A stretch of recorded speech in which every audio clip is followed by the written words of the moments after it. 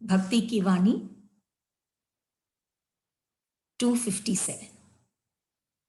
भ्रमित विचारों पर जब कृपा किरण पड़ी, वातावरण चमक उठा। भ्रमित विचारों पर जब कृपा किरण पड़ी, वातावरण चमक उठा। क्या कह रहे हैं गुरुदेव? भ्रमित विचार। पहले हम समझे विचार क्या है, क्या होते हैं विचार। वो जो हमारे मन से उठते हैं, वो हैं विचार। और ये इतना महत्व रखते हैं कि ये विचारों के प्रभाव से हम कार्य करते हैं। तो ये विचार कैसे हैं? क्या तो अच्छे विचार हो सकते हैं या बुरे विचार हो सकते हैं। उसको हम भाव और अभाव भी कह सकते हैं।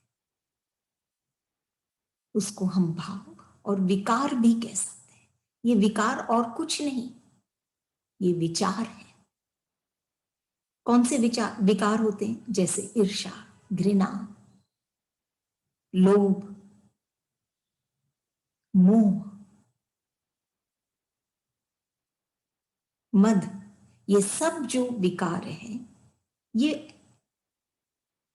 वास्तव में ये विचार ही हैं जो हमारे मन से उठते हैं। लोभ की इच्छा, लोभ है, चाहे ये सब जो विकार हैं, ये विचार है। गुरुदेव क्या कह रहे हैं? भ्रमित विचार। कि हम देखें ये विचार कैसे हैं। भ्रमित विचार मतलब जो विचार हमको भ्रम में डाल रहे हैं, जो हमको कंफ्यूजन में डाल रहे हैं, जो हमको फ्रस्ट्रेट कर रहे हैं, इन विचारों की बात कर रहे हैं इस वाणी में। भ्रमित विचार, भ्रमित मतलब भ्रम में डाल रहे हैं। और भ्रम क्या है? अंधकार है। अंधकार क्या है? दुख है। तो ये भ्रमित विचार हमको दुख तक लेके जाते हैं, क्योंकि ये भ्रम में डाल रहे हैं, अंधकार में डाल रहे हैं। हमको दिख नहीं रहा है, हमको सूझ नहीं रहा है, हम कंफ्यूज्ड हैं, हम भ्रमित हैं। और ऐसा मन अंधकार में चला जाता है, क्यों? उसको दिख नहीं रहा है। और अंधकार तो दुख है, क्योंकि प्रेम तो प्रकाश है।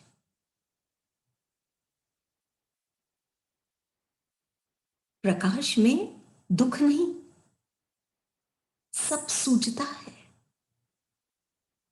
सब समझ में आता है। हम टकरा नहीं रहे हैं किसी से प्रकाश में, लेकिन भ्रमित विचारों में हम टकराते हैं एक दूसरे से। हम भ्रम में हैं, जो है नहीं वो हम सोच रहे हैं, उसको हम सत्य मान रहे हैं, या हम अपने विकारों के वशीभूत हो गए हैं। और वो जो करा रहे हैं, चाहे ईर्ष्या हो चाहे घृणा हो, वो कार्य हम कर रहे हैं। और फिर हम अंधकार में और दुख में हम फंस जा रहे हैं। अगर हमको तैरना सीखना है, अगर हमको तैरना सीखना है तो हमको तैरना पड़ेगा। अगर हमको ध्यान लगाना है, एकाग्रता लानी है हमारे अंदर, जैसे शिव में जो एकाग्रता थी, ये एकाग्रता अगर हम चाहते हैं क्योंकि कंसंट्रेशन से, एकाग्रता से, ध्यान से हम अपने विचारों पर विचार कर सकते हैं। अगर हमको ये कंसंट्रेशन चाहिए, ये एकाग्रता चाहिए, तो हमको कंसंट्रेट करना पड़ेगा। सिर्फ कहने से तो एकाग्रता नहीं आएगी, हमको एकाग्र होना पड़ेगा, हमको प्रोएक्टिव होना पड़ेगा, हमको कर्मशील होना पड़ेगा। ऐसे ही तैरने के लिए सिर्फ चाहने से हम नहीं तैरना सीख सकते, हमको तैरना पड़ेगा। और फिर जब हम तैरेंगे तो फिर उसमें जो ऊंची नीची बातें होगी उस सब को सहते हुए हमको आगे बढ़ना पड़ेगा। तब हम तैरना सीखेंगे, तब हम एकाग्रता में ध्यान लगा पाएंगे। कई प्रलोभन हैं, कई चीजें हैं जो हमको खींचेगी, सबको बात करके हमको आगे बढ़ना पड़ेगा।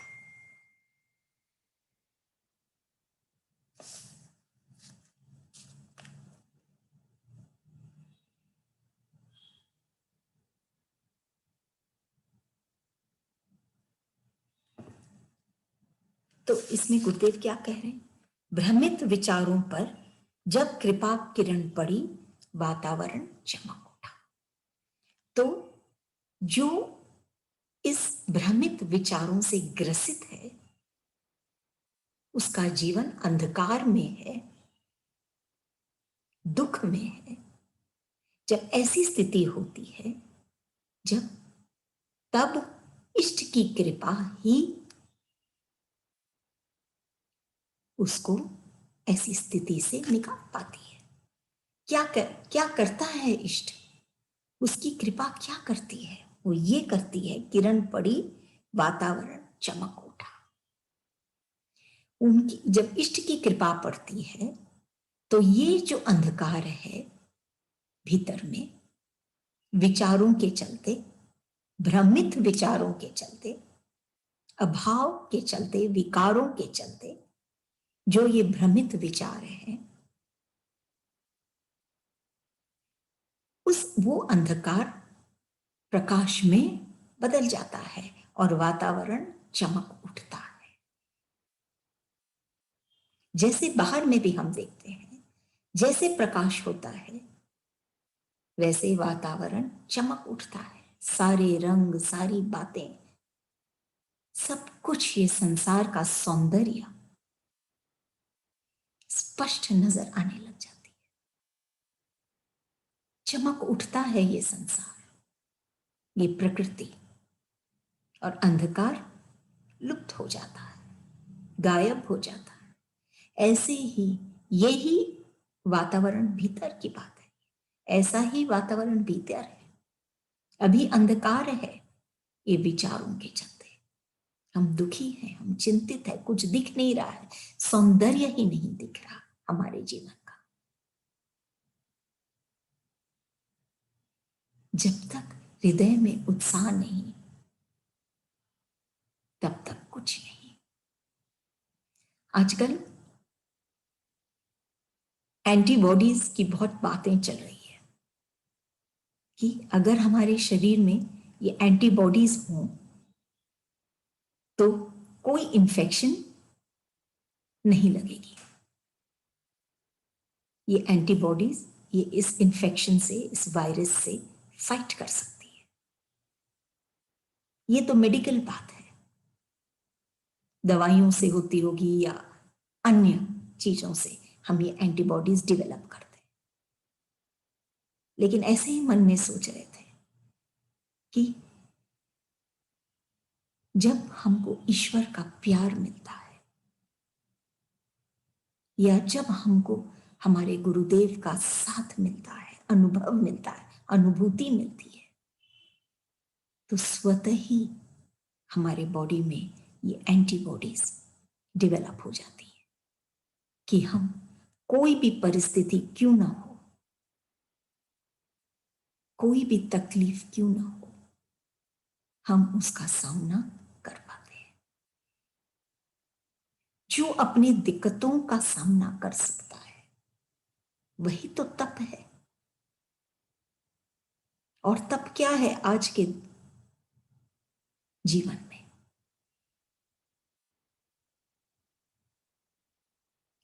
हमारे लिए तो वही तप है। पहले ऋषि मुनि तप करते थे अलग तरीके से, आज तप का रूप बदल गया। आज तो सिर्फ अगर हम अपनी दिक्कतों का सामना कर सकते हैं तो यही तप है। और इसके लिए अगर हमको एंटीबॉडीज चाहिए तो वो है हमारे इष्ट ही हमको दे सकते हैं, भर देते हैं हमारे भीतर में वो ताकत कि कुछ भी हमारा बिगाड़ नहीं सकती। तो कह रहे हैं कि भ्रमित विचारों पर जब कृपा किरण पड़ी, कि जब उनकी कृपा हुई, ऐसे तो उनकी कृपा अनवरत हमेशा हमारे ऊपर रहती ही है, लेकिन बात यह है कि जब वो भक्त उसको अनुभव करता है तब वो उस कृपा को पाता है और उसका वातावरण चमक उठता है, उसके भीतर में उसका हृदय चमक उठता है, खिल जाता है।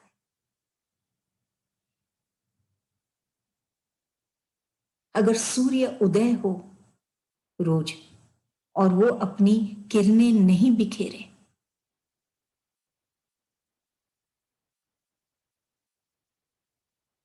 फूल खिले लेकिन महक को नहीं बिखेरे, उसकी सुगंध को नहीं बिखेरे, तो निरर्थक ही है उसका खिलना और निरर्थक ही है उस सूर्य का उदय होना। ऐसे ही अगर हम इस संसार में आए हैं और अगर हम नहीं खिले, हम नहीं प्रकाश में जिए, हमारे भीतर में अगर प्रकाश नहीं हो तो निरर्थक है ऐसा जीवन। फिर तो सिर्फ आना और जाना।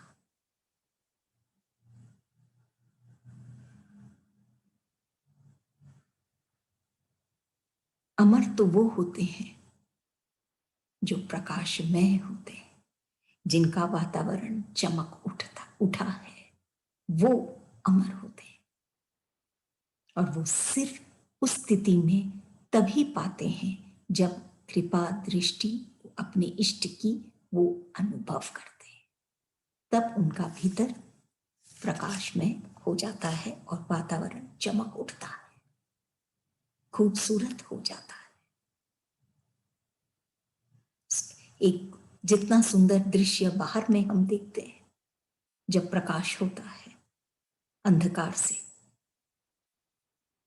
ऐसा ही सुंदर दृश्य उसके हृदय में हो जाता है जब ये विकारों का, ये विचारों का अंधकार से जब वो उठता है और भाव में आता है, अभाव से भाव में आता है। अगली वाणी,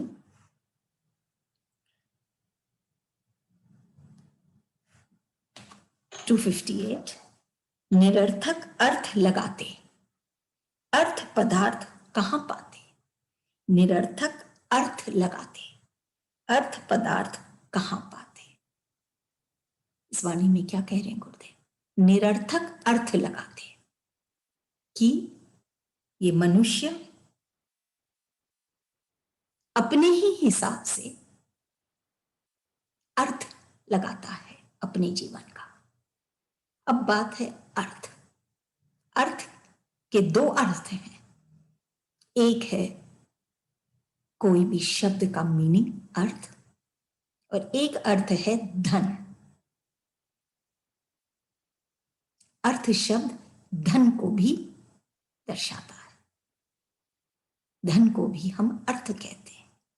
निरर्थक अर्थ लगाते हैं, क्या कह रहे हैं गुरुदेव? निरर्थक अर्थ लगाते हैं कि वो अपने जीवन को या जीवन का जो ढंग है जीने का जो ढंग है उसका वो निरर्थक अर्थ लगाते, मतलब वो अपने जीवन को सही ढंग से नहीं देखते। उसका अर्थ मतलब जीवन की जो मीनिंग है उसको भी वो नहीं समझते, और जो अर्थ है, धन है, उसको भी नहीं समझे, जीवन धन को। इसीलिए निरर्थक अर्थ लगाते, ऐसा अर्थ लगाते वो अपने जीवन का कि मुझे ये चाहिए वो चाहिए, तब जाके मेरा जीवन सुंदर होगा।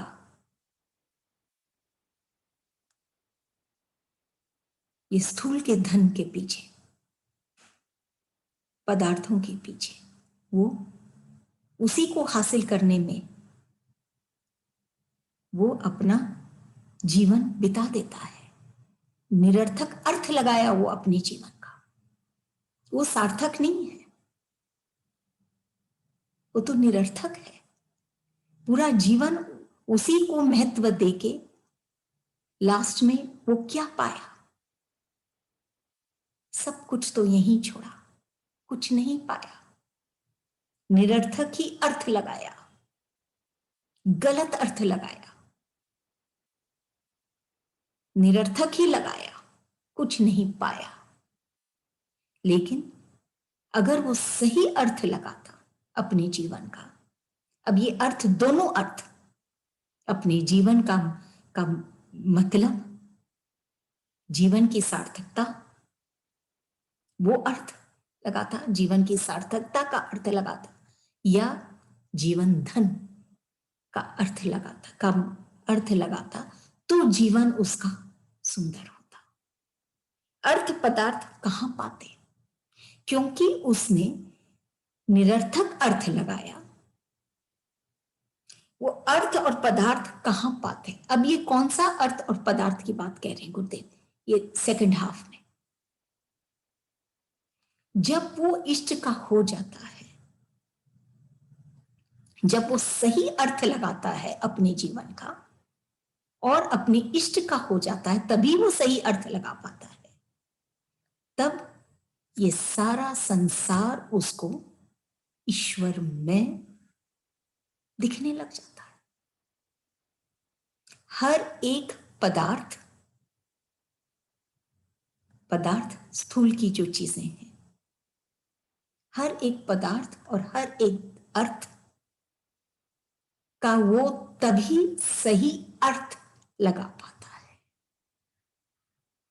जब वो ईश्वर का हो जाता है, तब वो अर्थ और पदार्थ पाता है। और नहीं, निरर्थक ही अर्थ लगाया अपने जीवन का, तो वो अर्थ और पदार्थ कहां पाता है? पाकर भी नहीं पाता है।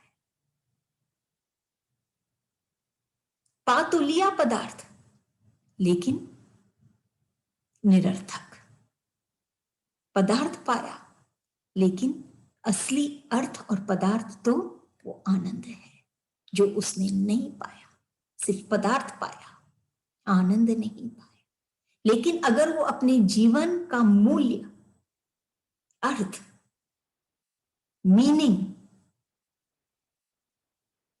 अगर वो जान पाता कि वो क्यों आया है संसार में और कौन है वो, तब वो सही अर्थ लगा पाता, तब वो सही मीनिंग जान पाता अपने जीवन का, कि मैं तो ईश्वर का ही अंश हूं और सच्चा अर्थ तो ये जीवन धन है, ये प्राण धन है, ये प्रेम धन है। यही यही वास्तव में असली धन है। और पदार्थ जब तक वो ईश्वर का नहीं होता है, तब तक ये पदार्थ पाकर भी उसका आनंद नहीं ले पाता है। ईश्वर में होते ही ये पदार्थ का एक अर्थ आ जाता है उसके जीवन में, उसको समझ में आ जाता है कि ये सारा जो दिख रहा है, ये सारा जो पदार्थ, ये जो दिख रहे हैं, ये संसार, ये प्रकृति, ये सब ईश्वर की ही है। तब वो उन पदार्थों में सुख पाता है, आनंद पाता है। नहीं तो निरर्थक ही था, पाकर भी कुछ नहीं पाया। तो इस वाणी में गुरुदेव ये समझा रहे अर्थ। इस वाणी का खास जो शब्द है अर्थ। कौन सा अर्थ? एक है धन, स्थूल धन, और एक है प्राण धन या जीवन धन। ये अर्थ वो तभी पाता है जब वो अपने जीवन का सही अर्थ लगा पाता है, सही मीनिंग लगा पाता है कि वो क्यों आया है। और ये सब कब होता है? जब वो अपने इष्ट से मिलता है। जैसे प्रकाश और हवा कभी नहीं कहते कि हमारे लिए स्थान बनाओ, कि हमको जगह दो। प्रकाश और ये जो हवा है, वायु है, ये स्वतः ही अपना स्थान बना ही लेते हैं, अपना जगह बना ही लेते हैं। ऐसे ही जब वो भक्त थोड़ा अपना हृदय खोलता है तो ये प्रकाश प्रेम का, ईश्वर का, और ये वायु, ये प्राण स्वतः ही अपना जगह बना ही लेते हैं वो भक्त के हृदय में। तो सिर्फ श्वासें आना जाना नहीं, वो तो निरर्थक है। वो उसका सही मायने में अर्थ ये श्वासों का वो जानने लग जाता है जब वो अपने हृदय को खोल के ये हवा, ये वायु को वो पाता है, जो अपने आप सहजता से उसके हृदय में स्थान बना लेता है।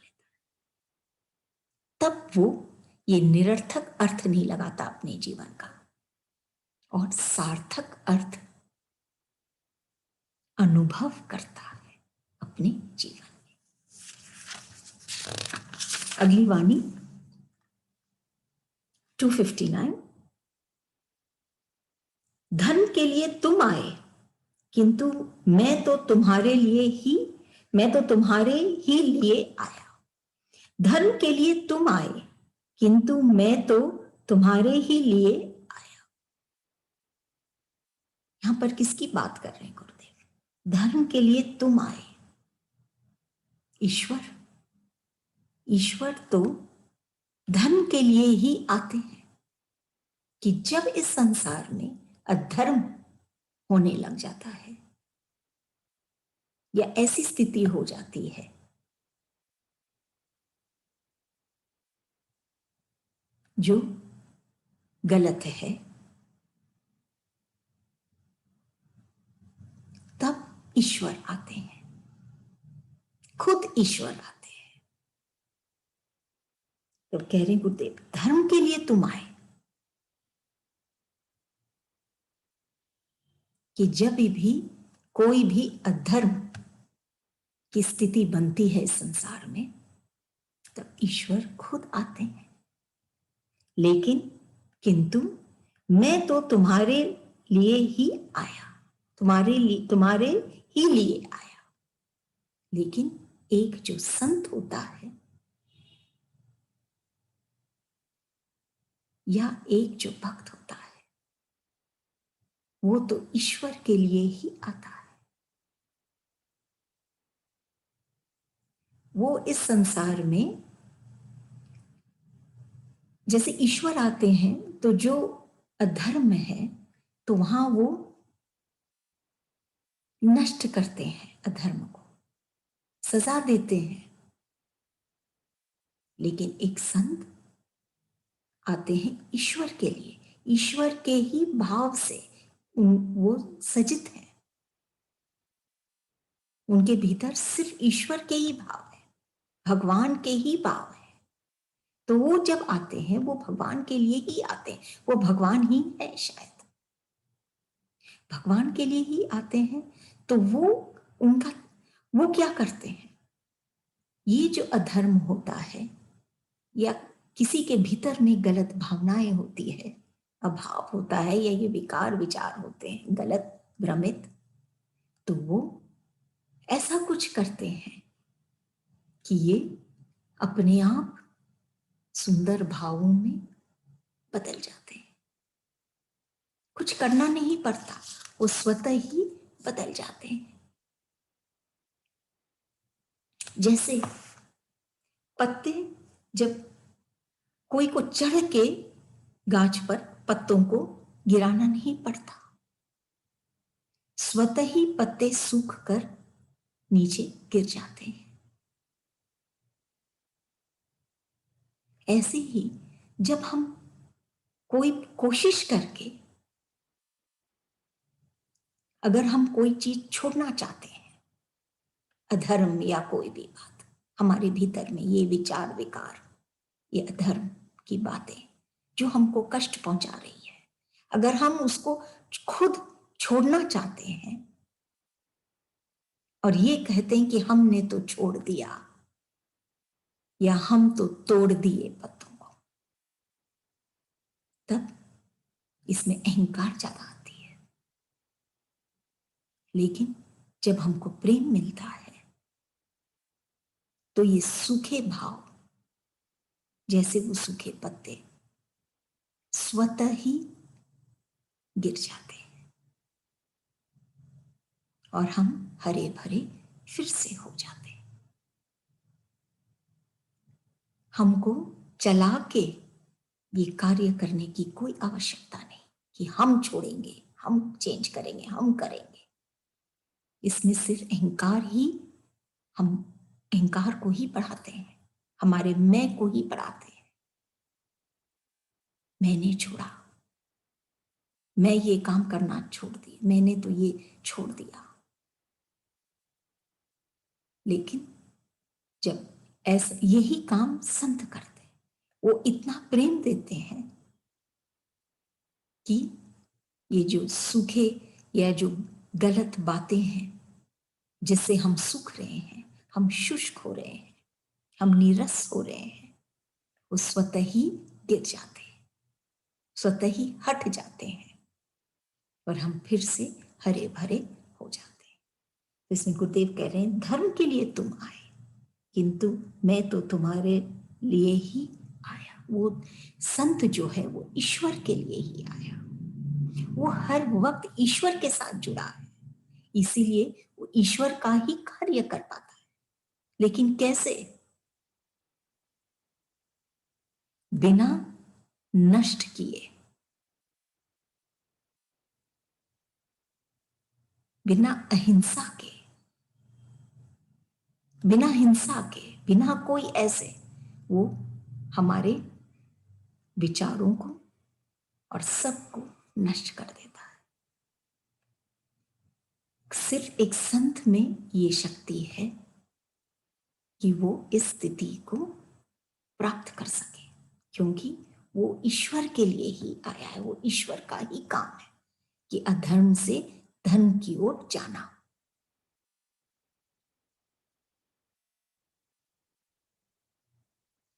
लेकिन ये जो तरीका अलग है। संत बहुत धीरज से, बहुत शांति से वही चीज करते हैं। क्यों? कैसे? क्योंकि वो भगवान के लिए ही इस संसार में आए हैं और भगवान का ही काम करने आए हैं। अन्य लोग अपने स्वार्थ पूर्ति के लिए आए तो थे, कहकर कि हम भगवान का ही अंश और भगवान की ही हम आराधना करेंगे, लेकिन फिर ये चकाचौंध में इस संसार में खो जाते हैं, ये धन में और ये मान सम्मान, इन चीजों में वो खो जाता है वो प्राणी, और वो अधर्म की तरफ मुड़ जाता है। क्योंकि जब वो लोभी रहता है और वो नहीं पाता जो वो पाना चाहता है, तो फिर वो क्रोध में आ जाता है। क्रोध में आते ही वो गलत काम, किसी और को दुख पहुंचाना, खुद को दुख पहुंचाना, ऐसी स्थिति में आ जाता है। ये सब रिलेटेड है।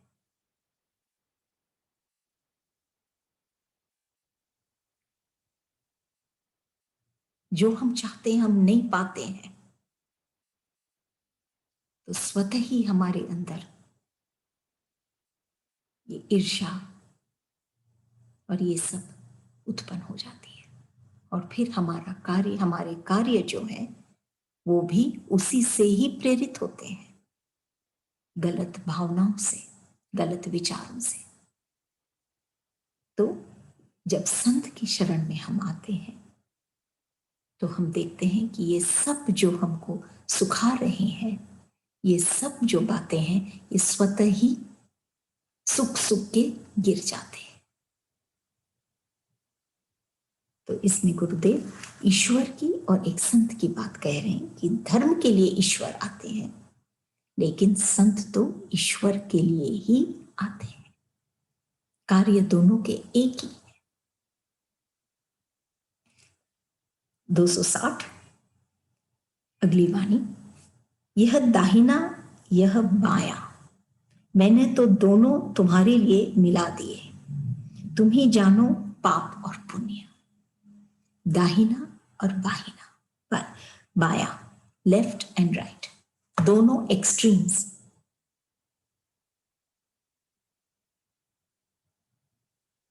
एक में सुख, एक में दुख,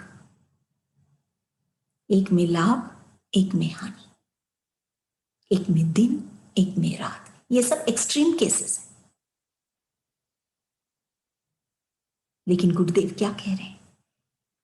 मैंने तो दोनों को तुम्हारे लिए मिला दिए, कि ये दोनों जो एक्सट्रीम केसेस हैं, जो एक तो पाप को और एक पुण्य को दर्शाती है। सुख है तो पुण्य है, दुख है तो पाप है,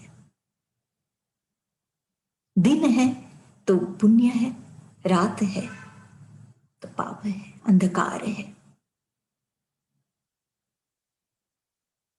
तो ये जो पाप और पुण्य, मतलब एक स्थिति जो हमको सुख देती है और एक स्थिति जो हमको दुख देती है, वो है पाप, और सुख देती है वो है पुण्य। ये दोनों स्थितियों को मैंने मिला दिए, मैंने तो दोनों तुम्हारे लिए मिला दिए, क्योंकि दोनों स्थितियों में ईश्वर है। जब हम कहते हैं कण कण में ईश्वर है, पत्ते पत्ते में उसका पता है, तो क्या सिर्फ पुण्य में ईश्वर है, पाप में नहीं?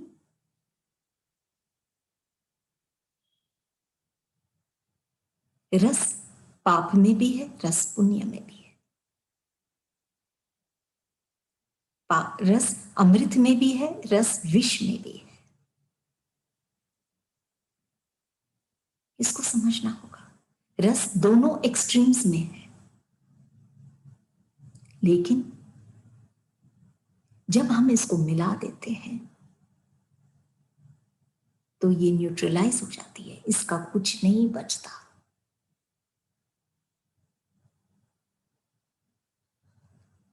और ये ईश्वर का ही रूप हो जाता है। तुम जानो पाप पुण्य।